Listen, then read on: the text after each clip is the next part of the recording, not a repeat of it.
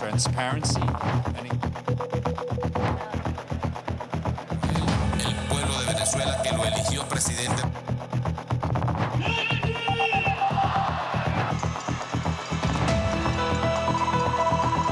In Venezuela, Caracas, high crime.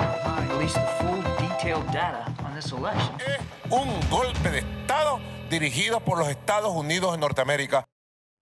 ¿Cómo están? Muy buenas noches, bienvenidos sean a una nueva emisión de Ventana al Mundo.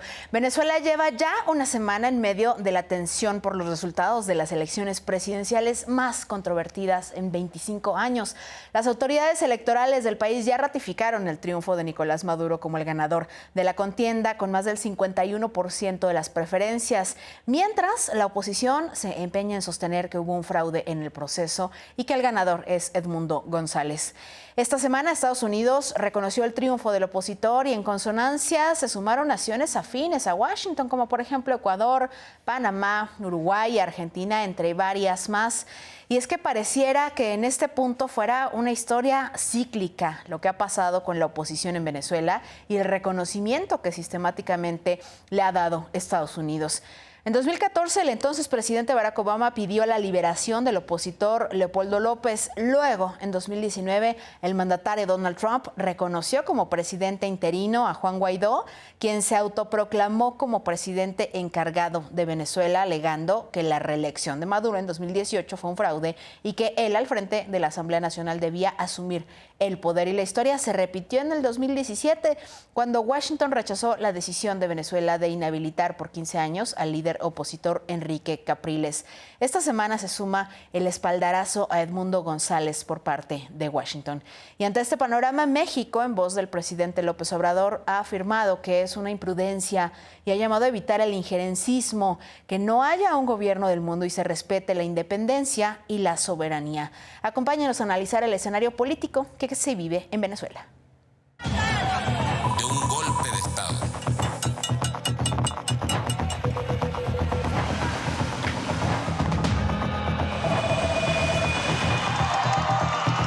Que recibo con humildad. Han sido 7 días intensos en los que se ha polarizado Venezuela. Maduro ya es oficialmente el ganador y Edmundo González mantiene su postura de que hubo un fraude en el proceso. Veamos qué ha ocurrido.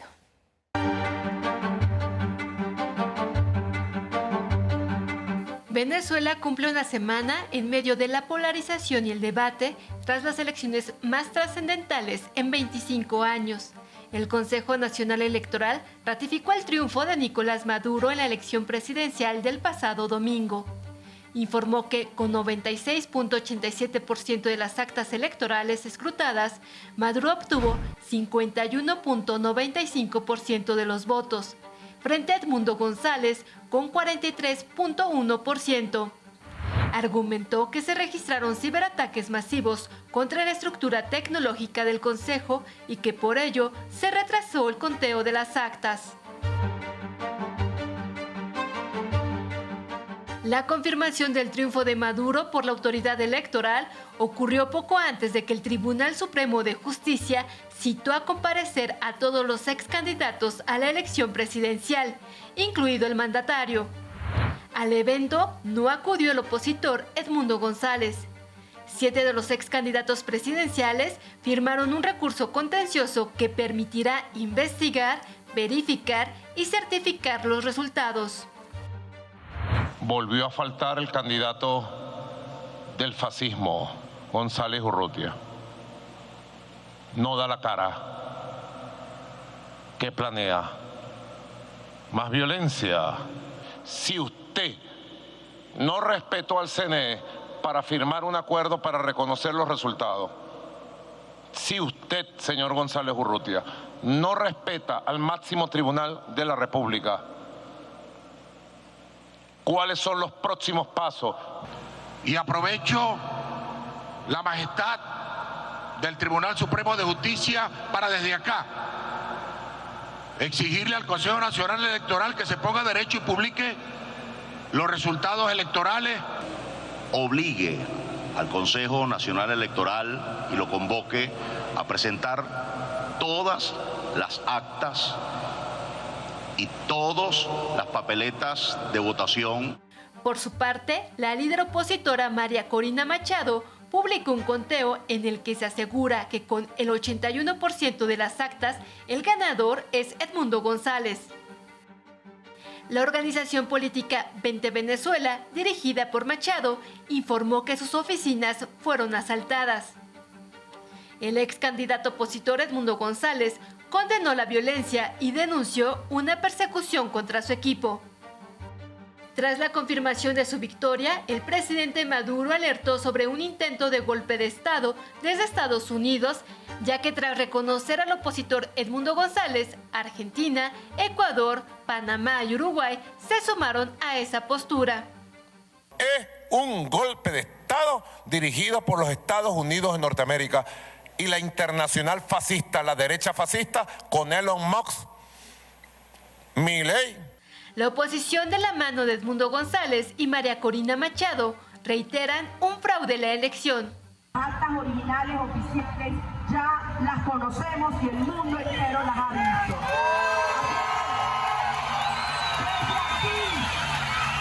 Desde aquí, estamos al Consejo Nacional Electoral a que entregue las actas de una. Desde el pasado domingo, venezolanos han salido a las calles pidiendo transparencia. La líder opositora María Corina Machado convocó este fin de semana a una protesta multitudinaria para exigir que se difundan las actas que verifican el resultado, mientras que el oficialismo pide respeto al resultado dictado por la autoridad electoral.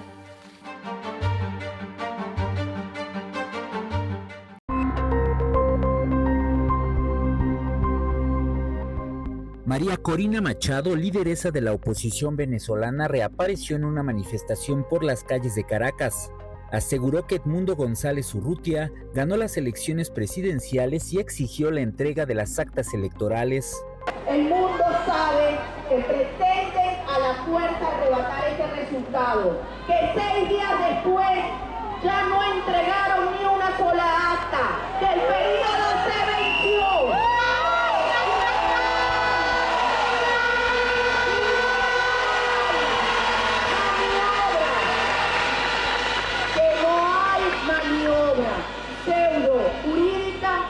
Que pueda tapar la verdad.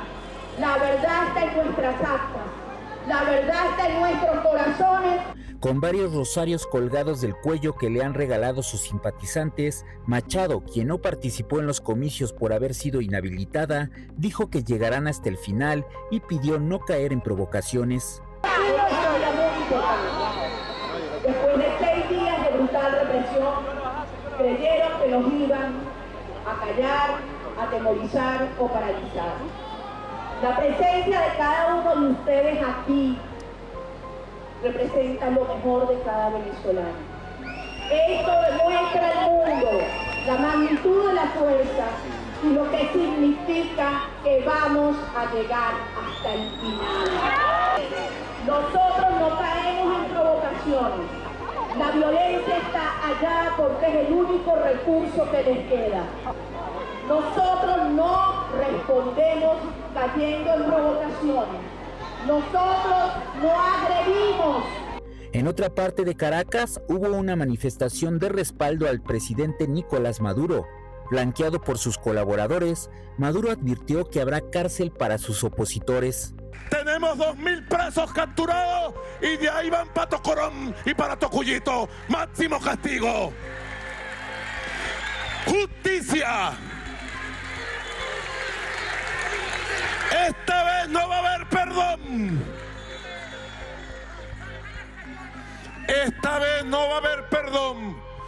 Esta vez lo que va a haber es Tocorón. Y le mandó un mensaje al candidato de la oposición, Edmundo González Urrutia, quien no acudió a la marcha opositora. Todo lo que dijo usted, señor González Urrutia, va para el expediente. Y en el momento que se decida la sentencia, usted tiene consecuencias legales graves por desacato a la Constitución, a los tribunales y a las leyes. Hoy tuvo miedo de autojuramentarse. No fue la marcha de la oposición. El señor tuvo miedo hoy de ponerle, iban a poner la banda y se va a autojuramentar. Tuvo miedo. Te chorreaste, González Urrutia. Mientras tanto, venezolanos que radican en México, Argentina, Colombia, Perú, España, entre otros países, se manifestaron para exigir transparencia en los resultados electorales. Canal 14.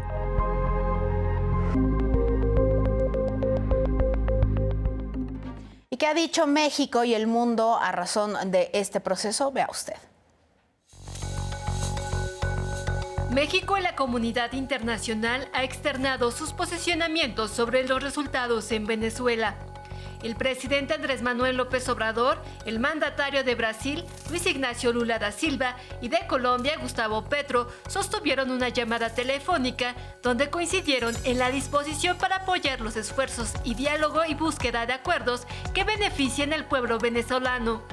En un comunicado conjunto, los mandatarios señalaron que seguirán con mucha atención el proceso de escrutinio de los votos e hicieron un llamado a las autoridades electorales de Venezuela para que avancen de forma expedita y den a conocer públicamente los datos desglosados por mesa de votación. Primero, que no haya violencia. Segundo, que se respete la voluntad de los venezolanos. Tercero, que se presenten las pruebas, las actas del resultado electoral. Y cuarto, que no haya injerencismo. En tanto, el secretario de Estado de Estados Unidos, Anthony Blinken, dijo que para Estados Unidos, Edmundo González es el ganador de la elección presidencial y que por la rápida declaración del Consejo Nacional Electoral de Maduro como ganador de la elección presidencial, llegó sin presentar ninguna evidencia. El hecho de no poder presentar actas, así como otras irregularidades durante el proceso, le han quitado cualquier credibilidad. En el caso de Latinoamérica, Argentina, Costa Rica, Ecuador, Guatemala, Panamá, Paraguay, Perú, República Dominicana y Uruguay solicitaron una revisión completa de los resultados electorales. Mientras que el Consejo Permanente de la Organización de los Estados Americanos no logró los votos necesarios para aprobar la petición de que se transparente el proceso electoral del domingo pasado. México se abstuvo de participar. Pese a que no se logró el consenso, el secretario general de la OEA, Luis Almagro, anunció que solicitará a la Corte Penal Internacional el arresto del presidente Nicolás Maduro. La ONU, por su parte, se sumó a la petición del conteo de los votos y el desglose de los mismos.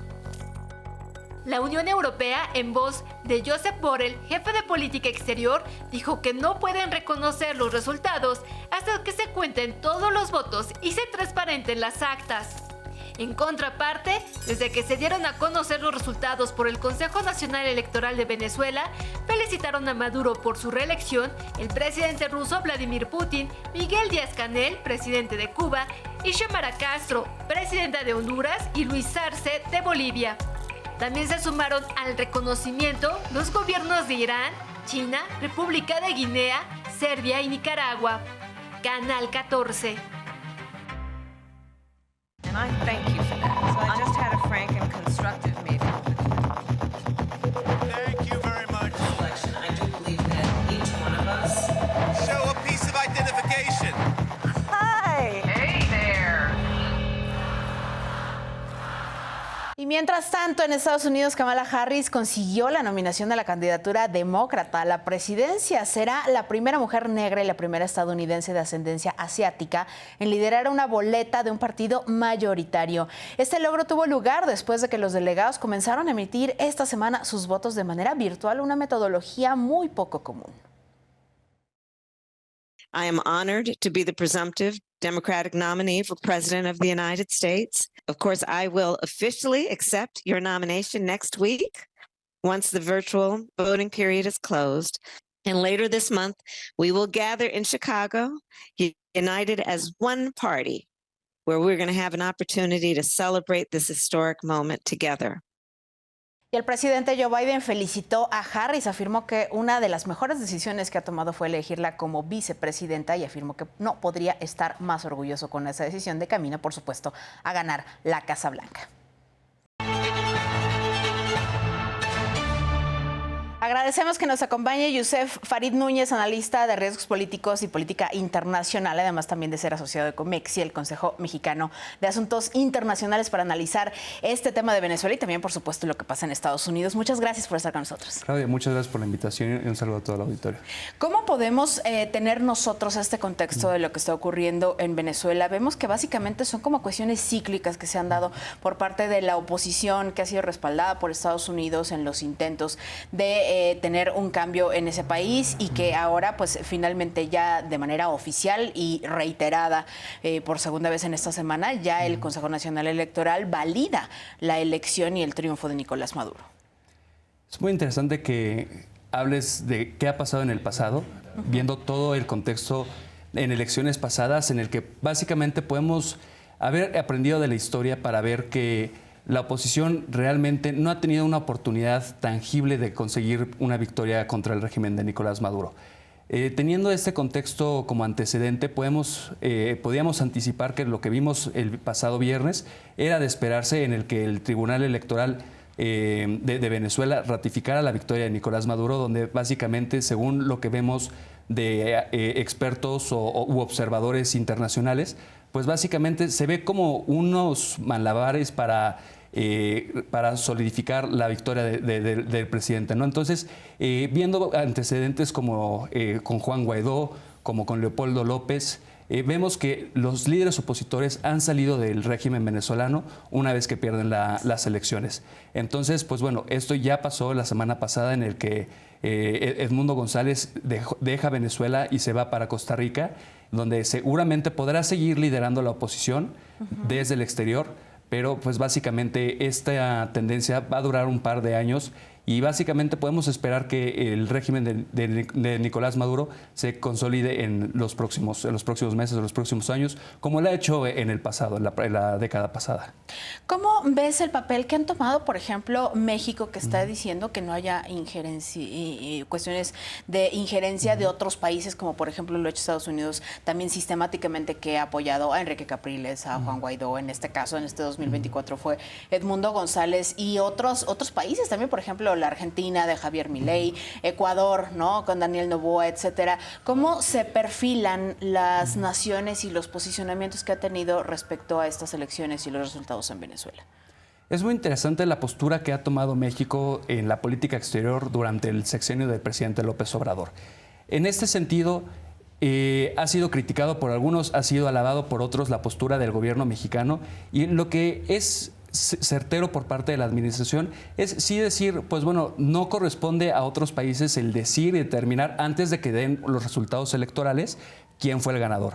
Habiendo dicho eso... Sí, perdón, que te interrumpa, porque también incluso lo hicimos con Estados Unidos. O sea, no se felicitó al presidente Biden para que ganara la Casa Blanca hasta que finalmente ya fue ratificado su triunfo. Exactamente. En este sentido, me parece que todos los países tenían que esperar cuál fuera el resultado electoral anunciado por las autoridades electorales. En ese sentido, una vez que los diferentes observadores internacionales catalogaron que las elecciones que se vieron en Venezuela no cumplen con los estándares internacionales, la comunidad internacional, como ha hecho en otras elecciones fuera de la venezolana, está en todo el derecho de decir, pues bueno, las elecciones no cumplen con los requisitos o con los estándares que vemos en el sistema democrático, y lo que ha hecho la comunidad internacional es pedir que se exhiban cuáles fueron las boletas, ¿no?, el transparentar las elecciones. En ese sentido, los diferentes países pueden buscar el que se transparenten los resultados electorales. Me parece que la postura de México, pues bueno, se adhiere a los principios de política exterior, la no intervención y la autodeterminación de los pueblos. Claro. ¿Y cómo podemos observar entonces la posición que tiene Estados Unidos, que lo mismo ha reconocido a Edmundo González como otros líderes? ¿Cómo queda Estados Unidos ahí como el policía del mundo, cuando recordemos también que tienen ahí un desastre político con un Joe Biden que finalmente ya no se postuló para una reelección, un partido demócrata incluso dividido, ahora ya medio cerrando filas con Kamala Harris? Es decir, como que están viendo muy al exterior, cuando al interior también tienen ahí algunos desajustes en lo que se creería como la gran democracia del mundo. Claro, pues bueno, el posicionamiento de Estados Unidos es el que ha tenido durante toda la historia del siglo XX y lo que va del siglo XXI.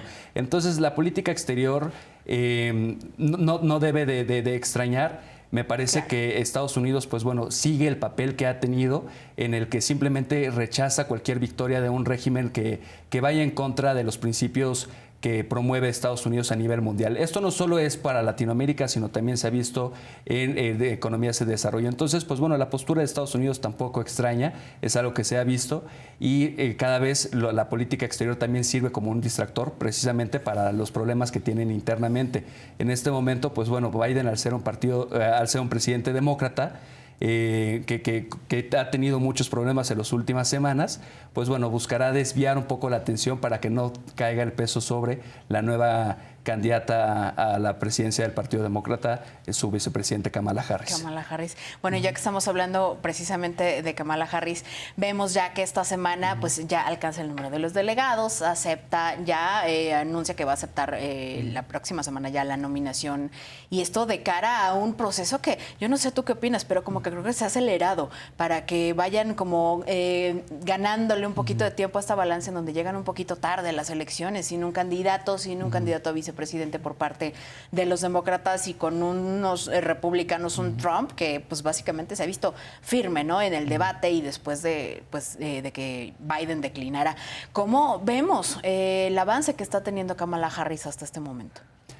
Aquí, bueno, voy a hacer énfasis en lo que mencionas, la palabra acelerado. Y si no estuvieran metiendo pie en el acelerador es porque están teniendo una estrategia política errónea. Okay. No solo tiene que ser acelerada cualquier estrategia política en la campaña de Harris, porque ahorita el mayor enemigo que tienen es el tiempo. Esta decisión la tuvieron que haber hecho hace meses o incluso hace años. Claro.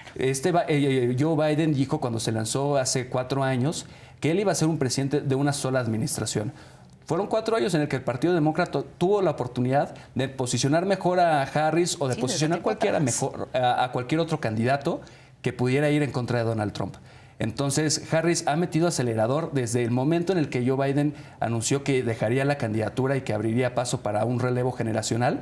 Harris empezó a hacer llamadas, juntó millones de dólares en los primeros días y primera semana de su campaña presidencial. Entonces, pues bueno, ahorita Harris va contra el reloj y tiene que empezar a armar una campaña con meses encima contra un Donald Trump que lleva años haciendo campaña, tanto para la 2016, durante su presidencia, en 2020 que pierde, y pues bueno, lleva también los últimos, toda la administración de Biden haciendo campaña. Y con un movimiento bastante fortalecido, más allá del Partido Republicano, el trumpismo. Bueno, ¿y qué compañero de fórmula tú ves para que pueda Kamala Harris tener camino a la Casa Blanca?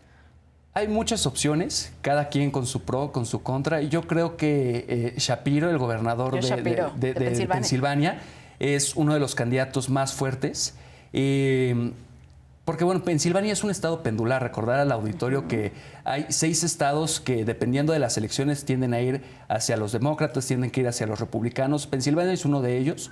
Shapiro trae un balance al perfil que es Harris. Él es un poco más conservador dentro del ala demócrata. El único choque que llega a tener abiertamente con la política y con la doctrina y la visión de mundo que tiene Kamala Harris es en el tema de Medio Oriente.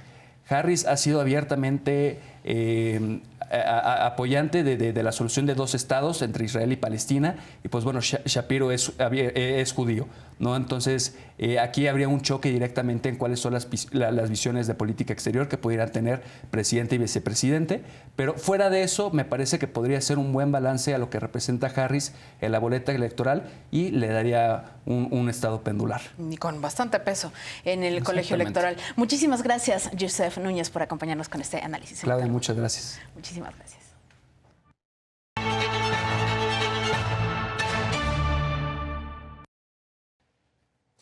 Y antes de irnos, vámonos a ver qué ha pasado en otros paralelos de la información. La administración de Joe Biden anunció un nuevo plan de seguridad para detener el suministro de fentanilo y otras drogas sintéticas. Entre las nuevas acciones está mayor coordinación y cooperación entre departamentos y agencias, así como más acciones para interrumpir la producción y la distribución del fentanilo ilícito. En el marco de la ofensiva de Israel contra Hamás, fue abatido el líder político de esa organización, Ismail Haniyeh, sin que Israel se atribuyera el operativo de su deceso. También el oficial militar de mayor rango de Hezbollah, Fuad Shukr, fue abatido en un operativo del que Israel sí confirmó su autoría. Las organizaciones Hamás, Hezbollah y también el ayatolá de Irán, Ali Khamenei, amenazaron con represalias a Israel. El pasado viernes se realizaron los funerales en Turquía y tuvieron eco en los países musulmanes de toda la región con multitudinarias protestas. Rusia y Occidente realizaron el intercambio de prisioneros más grande desde la Guerra Fría. Fueron liberadas 24 personas con la intervención de 7 países. Entre los liberados está el periodista estadounidense Evan Gershkovich, de The Wall Street Journal, sentenciado a 16 años de cárcel por espionaje. Llegamos al final. Muchísimas gracias por haber estado con nosotros. Seguimos recibiendo sus comentarios en redes sociales. Quédese aquí en su casa, Canal 14.